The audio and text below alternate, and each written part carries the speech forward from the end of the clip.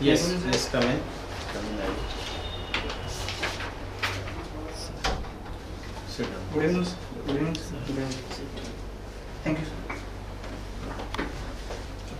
आपने मगध विश्वविद्यालय से पढ़ाई की है, टीपीएस कॉलेज। जी जी। टीपीएस कॉलेज से पढ़ाई की है और आपने फिलोसफी ऑनर्स किया है। जी जी। उसके बाद हिंदी साहित्य आपने ऑप्शनल रखा है। जी जी। और हॉबी में है सिंगिंग, सोशल सॉन्ग्स जी। और डायरी राइटिंग। जी। सबसे पहले आप बताइए कि ये टीपीएस कॉलेज किनके नाम पर है? सर एक फाउंडर मेंबर तरीके के हैं, उनका नाम है ठाकुर प्रसाद सिंह जी। उन्हीं के नाम से ये कॉलेज चलती है। और सर मैं उनके बारे में इससे ज़्यादा जानकारी नहीं रखता हूँ सर। वो प्रिंसिपल रहे हैं सर वो। ठीक है, उनके पुत्र को जानते हैं आप? सर नहीं। सर नहीं जानते। शायद कुछ 20 से नाम है सर, मैं उसको रिकॉल नहीं कर पाऊँ। अच्छा अच्छा। कब इसकी स्थापना हुई? सर कॉलेज की स्थापना के बारे में जानते अच्छा, आपने वो तो लिखा होगा बोर्ड पर, आपने बहुत दिन गए होंगे आप कॉलेज। जी सर। अच्छा, कोई बात नहीं। मगध विश्वविद्यालय में आप पढ़े हैं। जी सर। मगध विश्वविद्यालय की स्थापना कब हुई? सर 1954 या 55 के आसपास सर। तिथि नहीं याद। जी जी। आप डायरी राइटिंग करते हैं। जी सबसे फेमस डायरी जी जी। किनकी? सर अगर बिहार के अगर महापुरुष की बात करें तो जयप्रकाश नारायण जी हैं। उनकी एक डायरी है द प्रेजेंस डायरी। कुछ इसी प्रकार से सर भगत सिंह जी की भी मेरी जेल डायरी करके कुछ है सर, तो इसी तरीके से। अच्छा, आपको नाम नहीं याद है? जी जी।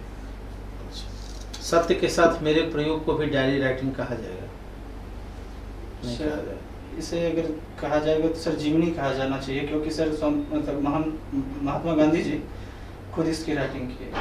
नहीं, जीवनी नहीं, फिर इसको आत्मकथा कहा सॉरी जाएगा। सर, आत्मकथा। जी जी। कोई बात नहीं। Diary writing. Thank you, sir. हाँ, थैंक यू। डायरी राइटिंग से फायदा क्या है, लाभ क्या है? सर डायरी राइटिंग में एक तो सर हम अपनी भावनात्मक अभिव्यक्ति कर पाते हैं, क्योंकि सर आज एक आधुनिकतावादी का दौर चल रहा है। इसके साथ साथ सब लोगों को टाइम मतलब कोई व्यक्ति टाइम ज़्यादा नहीं दे पाता आपको, तो आप अगर अपने आप से भी अगर अच्छे से बात करते हैं, आप अपना आत्म मूल्यांकन कर सकते हैं सर। इसके साथ साथ अपने लक्ष्यों को, जो शॉर्ट टर्म गोल्स होते हैं या लॉन्ग टर्म गोल्स होते हैं सर, उसको भी आप एक तरह से केंद्रीकृत कर सकते हैं और अपने लक्ष्य की प्राप्ति भी सर स्वसमय कर सकते हैं। ठीक है। सोशल डिस्टेंसिंग अभी बहुत पॉपुलर वर्ड है जी सर। और आप सोशल सॉन्ग गाते हैं, जी बिल्कुल सर।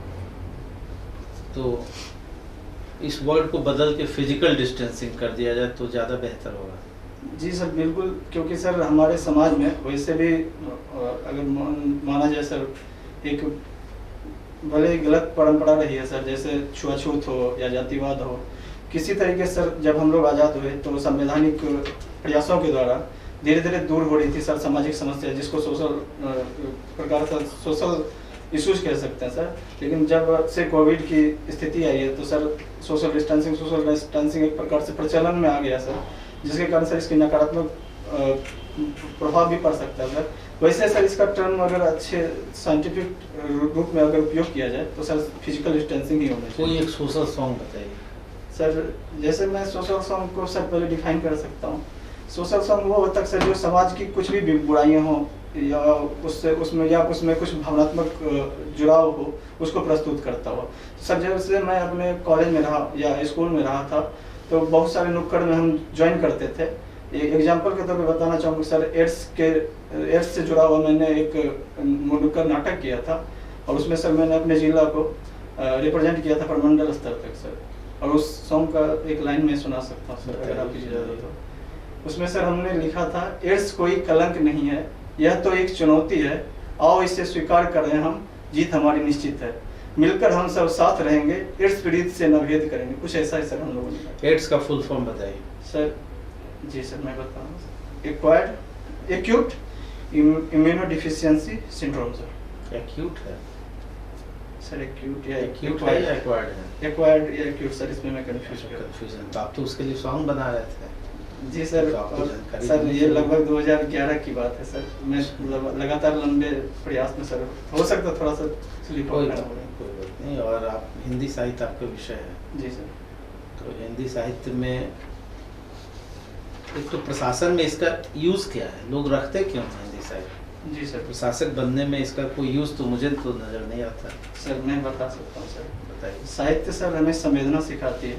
दूसरी बात सर, साहित्य जो होता है समाज का दर्पण, इसके साथ साथ दीपक भी होता है। और सर आजकल जो साहित्य लिखी जा रही है सर, उसमें यथार्थवादिता की पुट जो है लगातार बढ़ते गई है। भक्ति काल में जब से कबीर का एक श्री कबीर जी के जब आगमन हुआ, उसके बाद सर साहित्य की प्रवृत्ति में बहुत ज़्यादा बदलाव हुआ। उसके बाद जब राष्ट्रीय नवजागरणवादी चेतना आई, तो उसमें सर राष्ट्र की जो भी समस्याएं थी उसको प्रखरतापूर्वक उठाया गया। तो इससे सर लोगों को संवेदनात्मक स्तर पे प्रेरित किया जाता है सर। और सर जैसा कि हम लोग जानते हैं कि किसी भी कार्य को धरातल पे लाने में विचार आपने कई बार शब्द यूज किया संवेदना। जी सर। तो हमको डिफरेंस बताइए, संवेदना और शिल्प में क्या डिफरेंस होता है? संवेदना और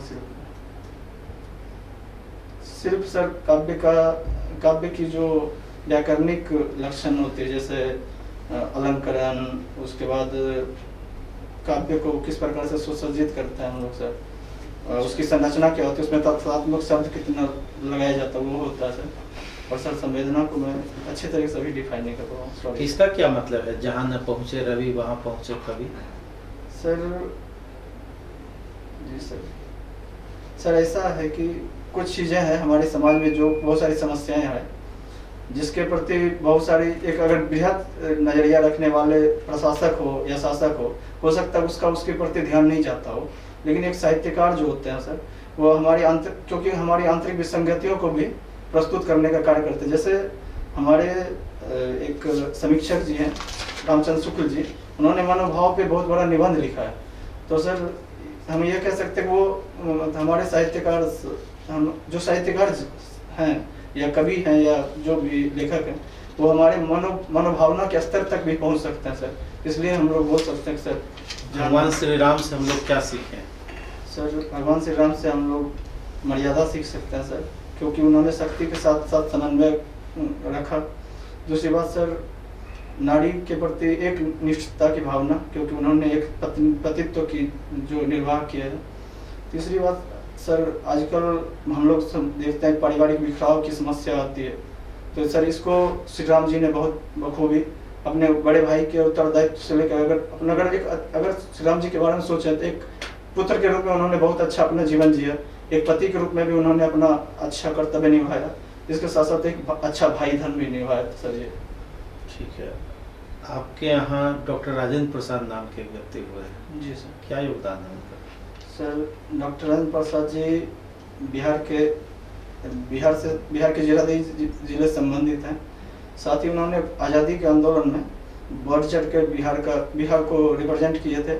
और डॉक्टर राजेंद्र प्रसाद जी चंपारण सत्याग्रह में भी गांधी जी के साथ अपनी भूमिका निभाई। इसके साथ साथ लगातार वो राजेंद्र प्रसाद जी बिहार में जो भी राष्ट्रीय आंदोलन था उनका नेतृत्व किए। स्वामी सहजानंद सरस्वती का नाम सुना? जी।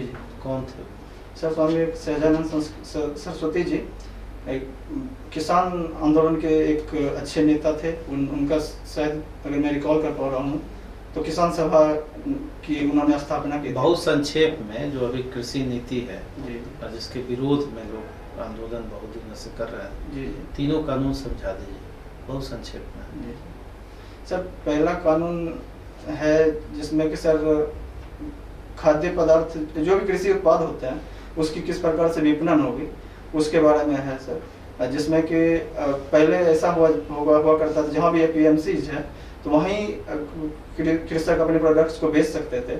अब यह किया गया है कि सर आप अपने स्वेच्छानुसार एपीएमसी में भी प्रोडक्ट्स को बेच सकते हैं, अगर बाहरी प्लेयर्स हैं उनको भी आप अपने सप्लायर को बेच सकते हैं। दूसरी बात सर, इसेंशियल कमोडिटीज एक्ट लाया गया है। ठीक है, ठीक है। आपने जो अभी सरकार क्वेश्चन का जवाब दिया था कि साहित्य क्या इम्पोर्टेंस है एज एडमिनिस्ट्रेटर, जी, तो डिकेड से तो बहुत सारे स्टूडेंट जो आप जैसे लोग आके ज्वाइन कर रहे हैं, तो अभी तक चेंज क्यों नहीं हो रहा है सोसाइटी, समाज चेंज क्यों नहीं हो रहा? जी सर, जो भी परिवर्तन, बिल्कुल सर, आप सच बोला सर। जो भी परिवर्तन होती है वो अनवरत होती है और उसके लिए लगातार हमें प्रयास करते रहना होता है सर। और कब उसकी तक लगातार हम बैठे रहेंगे? 50 साल, 100 साल? सर धीरे धीरे संवेदना के कारण ही सर, जब अब हम लोगों पहले जो जिस प्रकार से हम लोग कोई भी योजना का लाभ दिया करते थे सर, तो हम लोग क्या करते थे, बहुत सारे कागजी कार्यवाही करते थे, जिसके कारण सर बहुत सारे लोगों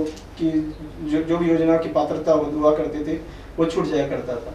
आजकल से डिजिटलाइजेशन किया गया, एक संवेदन यह सर, और लोगों के घर तक पहुंच, जो भी सरकारी सुविधाएं हुई उसकी घर तक पहुंच रीच किया गया है सर। तो एक प्रकार से हम इसको कह सकते हैं सर। अच्छा लीडर होने के नाते क्या क्या क्वालिटी होना चाहिए सर? एक अच्छे लीडर में सर आप भी कभी स्कूल टाइम में लीडर हुआ करते थे, जी कैप्टन हुआ करते थे? जी जी तो क्या तो सर एक तो सर नेतृत्व क्षमता, दूसरी बात यह है कि जब भी आप असफल होते हैं तो सारी जिम्मेदारी सिर्फ अपने टीम या कलीग्स पे ना डालते हुए खुद पे भी उस पर जिम्मेदार ठहराना, और जब भी आप सफल होते हैं तो उसमें भी सर कंट्रीब्यूट पूरा टीम वर्क को आप उसका उत्तरदायित्व देना चाहिए कि आप हम सब की एक जीत है।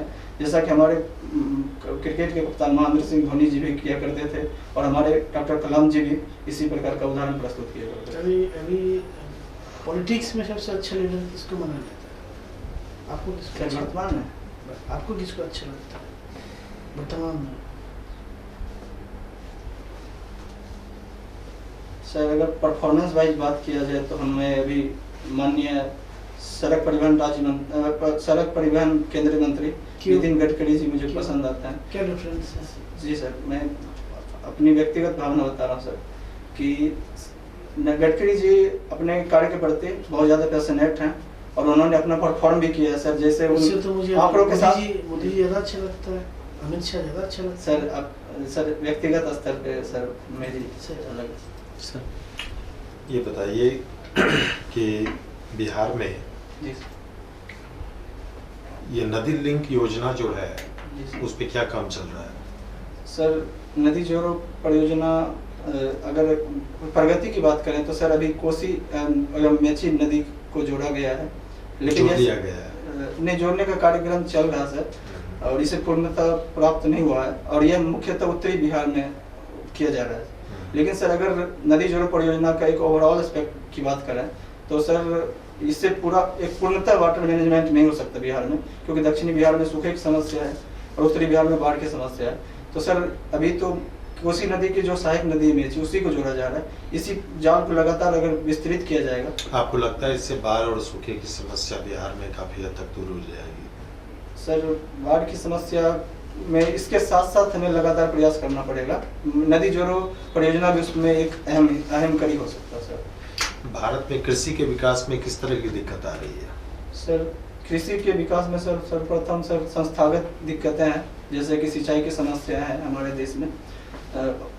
दूसरी बात यह है सर कि हमारे किसानों की आर्थिक स्थिति इतनी अच्छी नहीं रही, जिसके कारण सर अधिकतर हम लोग खाद्यान्न फसलों का उत्पादन करता है।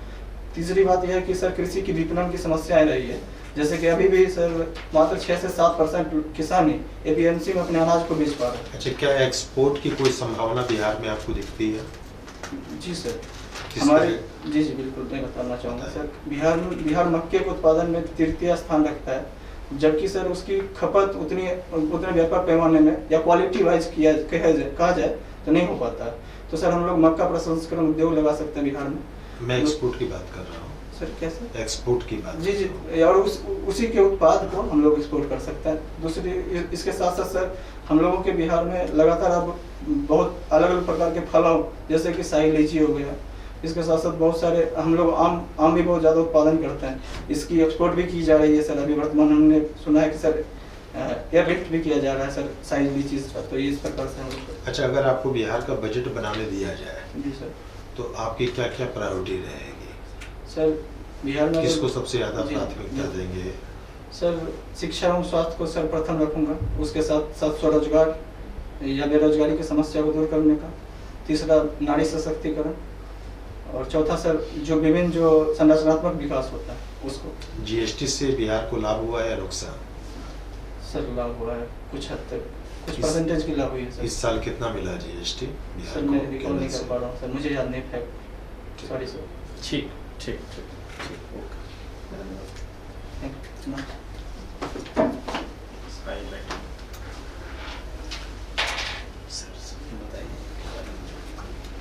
और दो चीज़ मुझे दिखी है जो थोड़ा सा आपको ठीक करना है। बहुत फास्ट आप बोलते हैं। फास्ट बोलने में दिक्कत नहीं, फास्ट बोलने से क्या होता है, कई बार आप प्रश्न को ठीक से सुन नहीं पाते हैं या उत्तर में बैलेंस नहीं आ पाता है।